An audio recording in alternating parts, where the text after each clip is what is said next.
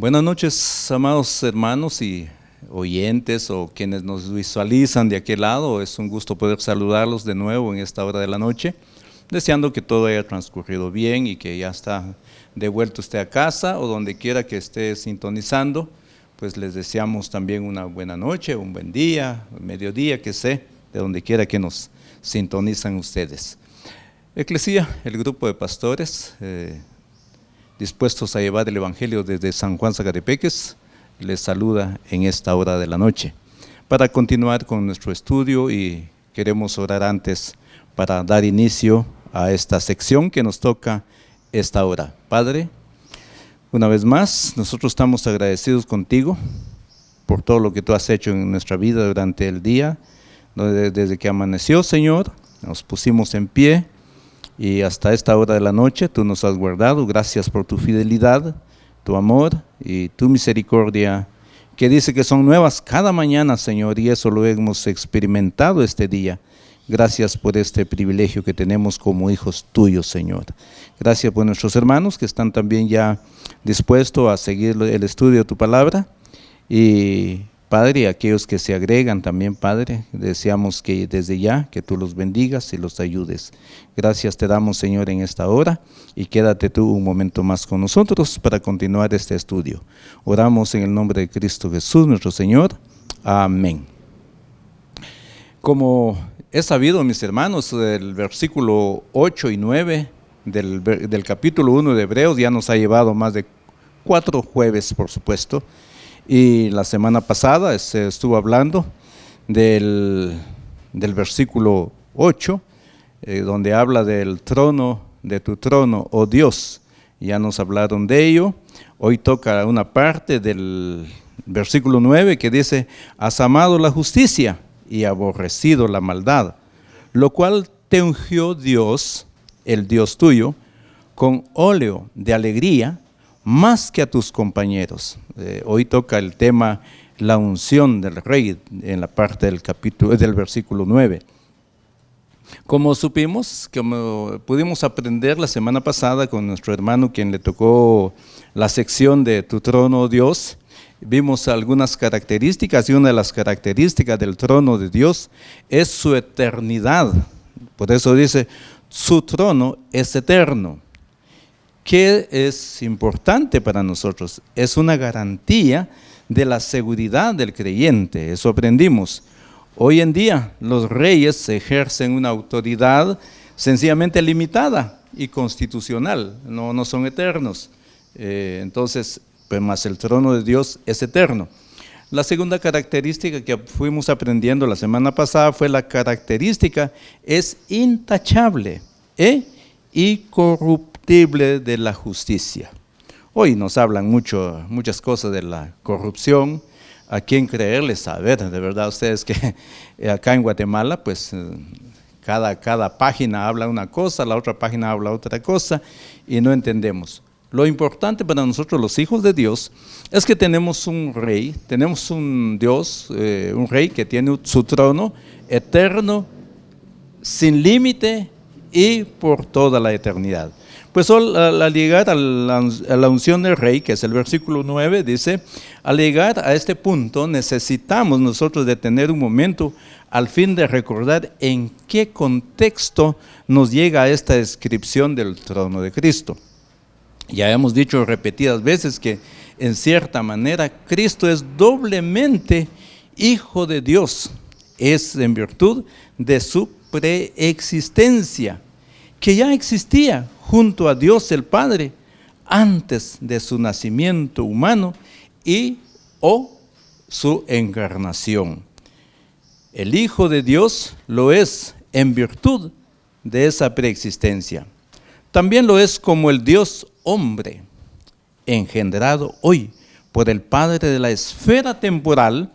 Al mismo tiempo, hemos visto que esta frase del versículo 5 del capítulo 1 de Hebreos debe ser asociado con el momento de la resurrección y ascensión de Cristo, ya que en la resurrección de Jesús fue declarado Hijo de Dios con poder, según el Espíritu de Santidad, Pablo nos habla en Romanos 1:4 y dice este versículo, que fue declarado, dice, Hijo de Dios con poder, según el Espíritu de Santidad, por la resurrección entre los muertos.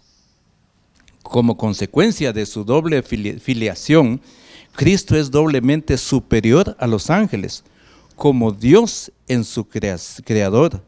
Eso lo vimos en el versículo 2 y 7 del mismo Hebreos 1. Pero aún en su naturaleza humana ha sido hecho tanto superior a los ángeles, también ya vimos esa parte, cuanto heredó más excelente nombre que ellos, nos dijo en el versículo 4. Por lo tanto, cada cuando vuelve en gloria, será adorado públicamente por ello. Eso también vimos en el versículo 6, como el Dios hombre. Adóranle todos los ángeles de Dios. Otra consecuencia de su doble filiación es que Cristo es doblemente Rey. Lo es en virtud de su divinidad, pero también es como hombre. Como Dios nunca ha dejado de ejercer el gobierno del universo. Como hombre, su gobierno comienza con la ascensión. Como Dios siempre ha reinado. Como hombre, su reinado tiene un comienzo. Debe ser ungido por Dios, debe ser coronado. Lo grande de nuestro texto no es el que el trono de Dios sea eterno y justo. Esto lo sabemos nosotros por la revelación del Antiguo Testamento, sino que en Jesucristo Dios toma forma de humano, vive una vida de plena justicia, es glorificado y coronado hasta ocupar el trono del universo como Dios y como hombre. No nos pasaría por la mente dudar que el Hijo en su trono eterno y en su divinidad haya amado la justicia y aborrecido la maldad.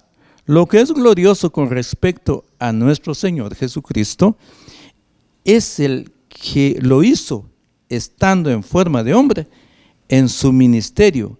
En este mundo, Él vivió en humillación, rodeado de miles tentaciones y presiones sociales. Amar la justicia y aborrecer la maldad había de costarle a nuestro Señor rechazo en la sociedad, también distanciamiento, fue ignorado en la sociedad. La oposición de los líderes religiosos de su día, finalmente la muerte de cruz. Nuestro Rey no es alguien que no puede compadecer de nuestras debilidades, sino uno que fue, dice, tentado en todo según nuestra semejanza, pero sin pecado. Eso puede usted leerlo en Hebreos 4:15. Como hombre, dependió del poder del Espíritu Santo, de la voluntad del Padre. Finalmente salió airoso en su victoria sobre el pecado. Su afán fue siempre el manifestar la justicia de Dios. Se deleitaba en hacer la voluntad de su Padre. Notemos bien el orden de nuestro texto. No dice lo que aparentemente algunos comentaristas han entendido, que Jesucristo vivió una vida justa debido a que previamente había sido ungido por el Padre, por ejemplo, en su bautismo. Es al revés, la unción es la consecuencia de la causa de su justicia. No es ungido en virtud de su eterna divinidad, sino de su perfecta humanidad. Ciertamente él conoció la unción del Espíritu en el momento de su bautismo, con el fin de capacitarle para su ministerio terrenal. Pero ahora la unción es de óleo, de alegría, y se presenta en un contexto de tronos y cetros. El bautismo con que fue bautizado en su humillación no se caracterizó precisamente por la alegría. Fue una unción como la de la mujer pecadora, que anticipaba su muerte y sepultura. Eso puede leerlo en Marcos 14:8. Y en cambio corresponde a la ascensión, al estallido de alegría en la corte celestial. Alegría inmensa, satisfacción de ver el fruto de la aflicción de su alma. Eso usted puede leerlo en Isaías 53:11. Y el gozo puesto ante de él, según leemos en Hebreos 12:2. Hebreos 12:12, el escritor dice: puesto los ojos en Jesús, el autor y consumador de la fe, el cual por el gozo puesto delante de él, sufrió la cruz, menospreciando el oprobio, y se sentó a la diestra del trono de Dios. El Padre también ama la justicia y aborrece la maldad. Por esto envió a su Hijo para hacer posible la eliminación del pecado y la restauración de la justicia. En esta plena coincidencia entre el corazón del Padre y del Hijo, lo que ofrece una posible explicación de la frase, por lo cual te ungió Dios, el Dios tuyo. Eso en el versículo 9 estamos leyendo, ¿verdad? Dios es Dios de todo, en el sentido del Señor y Creador. Por esto, especialmente, Él, Dios, Padre de nuestro Señor Jesucristo, según Efesios 1:3.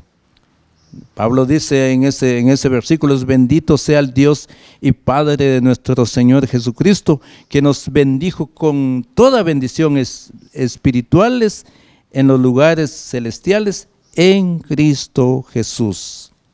Por lo cual el Hijo, siendo Él el resplandor de su gloria y la imagen misma de su sustancia, la sustancia de Dios, ¿verdad?, comparte las mismas intenciones y sentimientos que el Padre.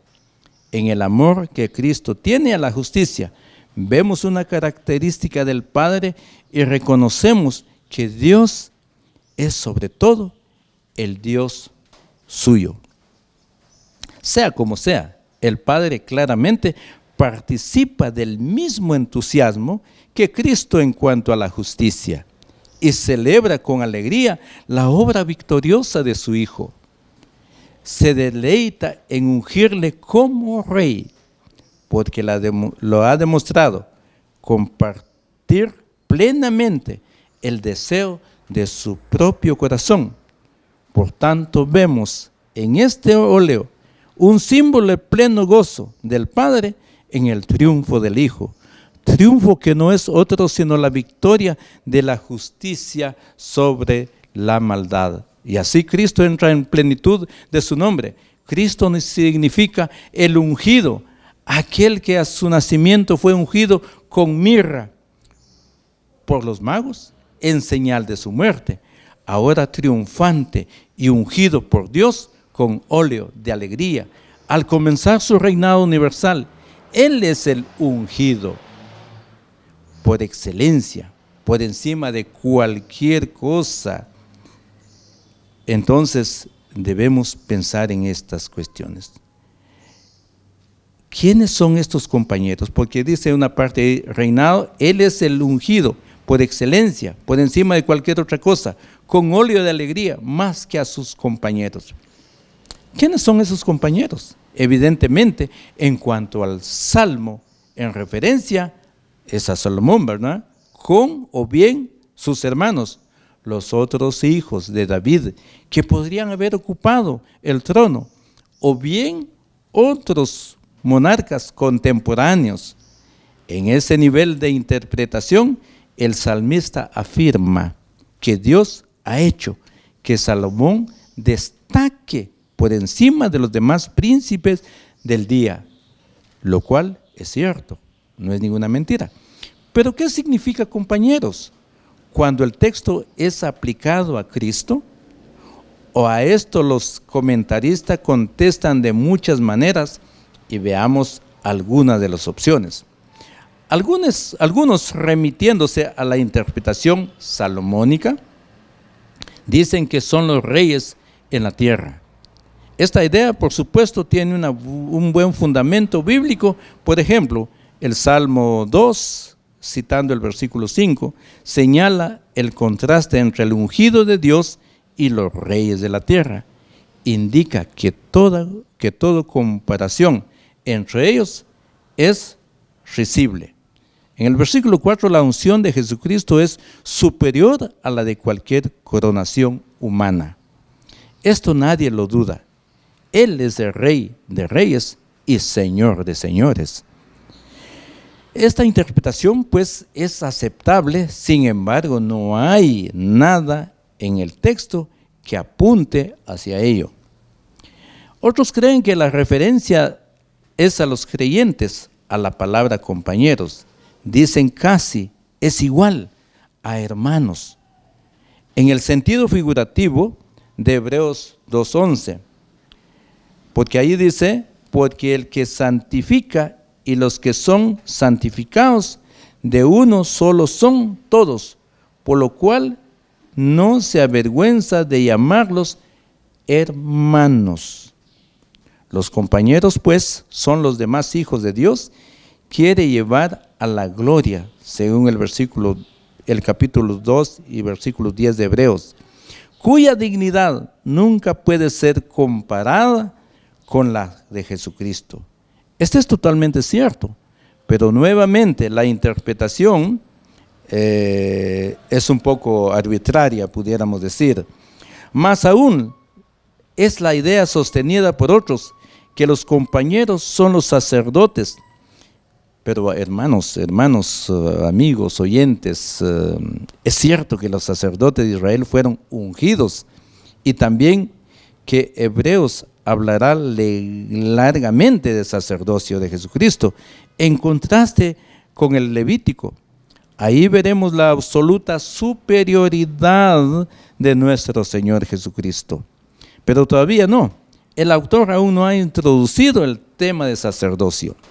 Y además, el contexto del Salmo 45 clarísimamente habla de realeza, no de sacerdocio. Más bien, pienso que el autor de Hebreos se ve en esta cita una referencia a los que han servido de contraste con Cristo a lo largo de esta sección.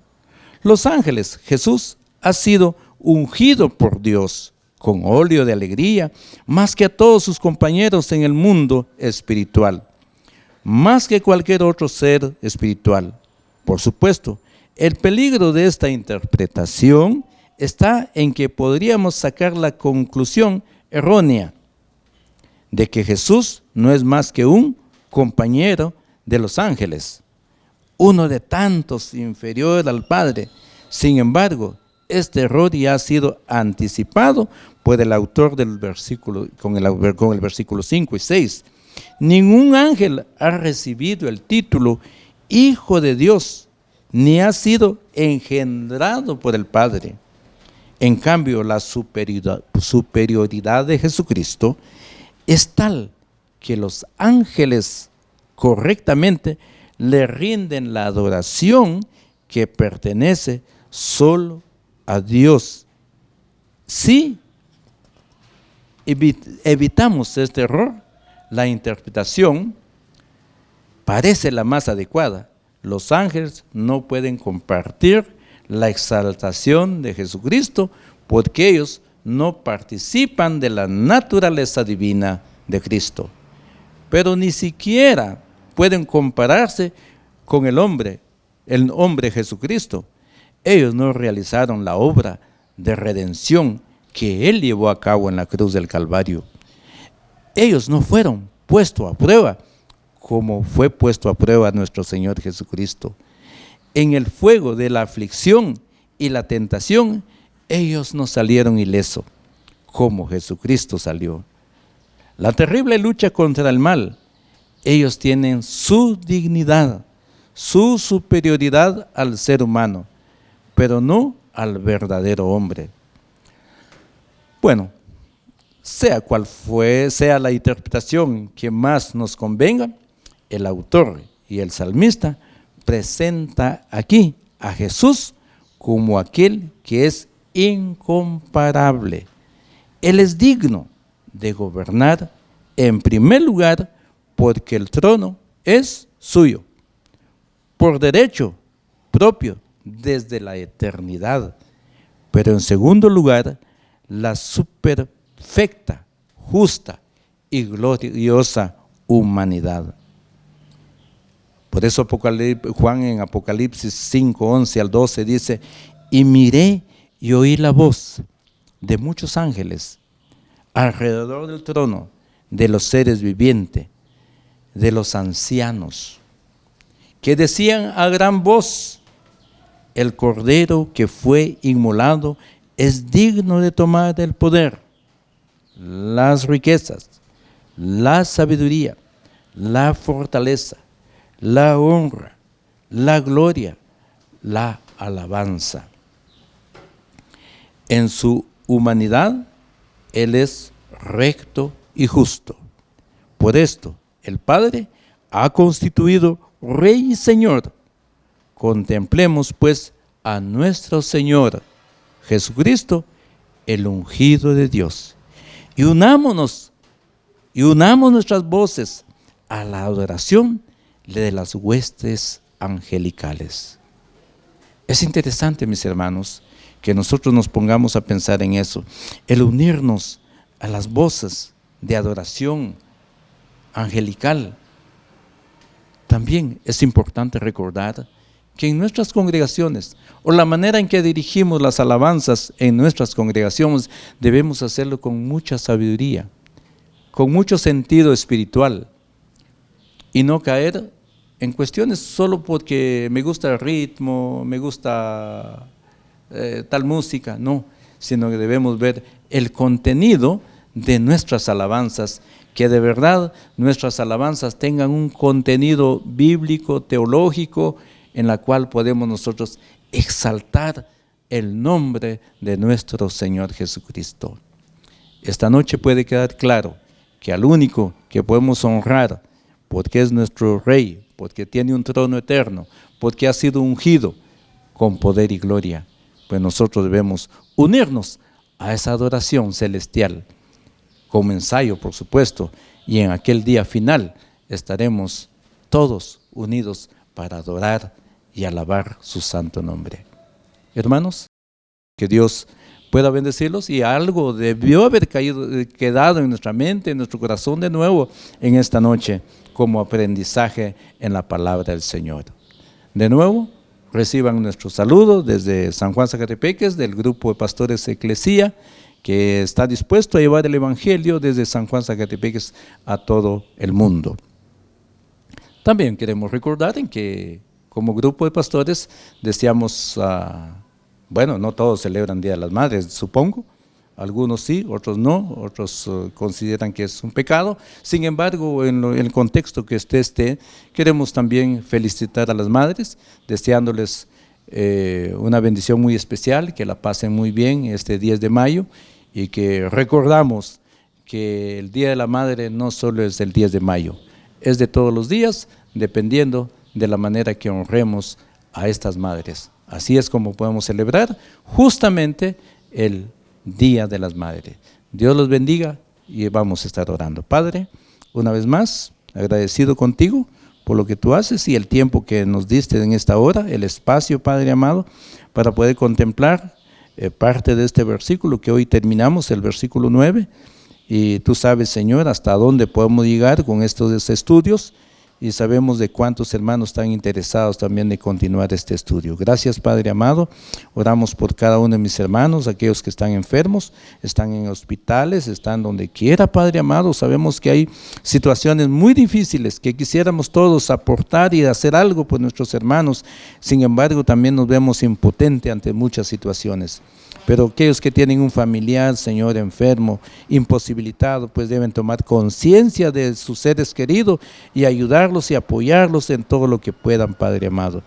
Gracias te damos porque nosotros podemos estar caminando, estamos en pie y queremos agradecerte con todo nuestro corazón. Bendiga a nuestros hermanos jóvenes que están en la grabación. También no queremos olvidarnos de ellos, porque también están haciendo una labor importante en la grabación y en la transmisión de todos estos estudios. Padre, oramos por ellos, que tú los guardes y los bendigas. Oramos en el nombre de Cristo Jesús, nuestro Señor. Amén y amén. Feliz noche, mis hermanos. Dios les bendiga.